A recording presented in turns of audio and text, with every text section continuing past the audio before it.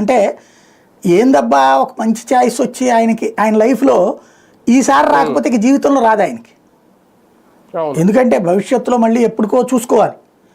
నోట్లో ముద్దున్నప్పుడు కాదు ఇది, తర్వాత మళ్ళీ ఆయన ఎన్నికల్లో పోటీ చేయడమా లేకపోతే అప్పుడు ఎమ్మెల్సీ రావడం అధికారంలోకి వచ్చినప్పుడు ఎప్పుడు ఉంటాయి అనేది మనం చెప్పలేం.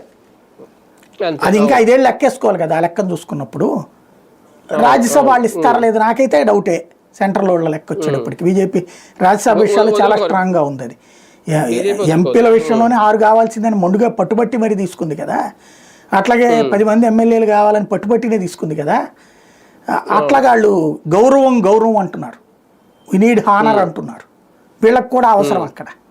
కాబట్టి అట్లాంటి సందర్భంలో వాళ్ళతో పేచీ పెట్టుకుని ఎంపీ సీట్ మా వద్దులేని ఇస్తారా అనుకుంటున్న దశలో కాదు అసలు ఎమ్మెల్సీనే అన్నది తేల్చడం. అంటే అసలు ఆ వార్తలు రాయడం వెనకాల ఉన్న ఇంటెన్షన్ ఏంటి? జనసేన మీదకి వీళ్ళు వేసినటువంటి బాంబు ఇది. వెంటనే రియాక్ట్ అయ్యి జనసేన తెలివిగా రివర్స్ ఎత్తేసింది. ఇప్పుడు మేబీ రేపు ఎల్లుండి ఈ 2-3 రోజుల్లో ఒక పెద్ద అరెస్ట్ ఏదో జరుగుతుంది ఎవరో ఒకరిని, పాపులర్ వాళ్ళని. ఎందుకంటే ఇష్యూ డైవర్ట్ అవ్వడం అలవాటు కదా ఒకటి.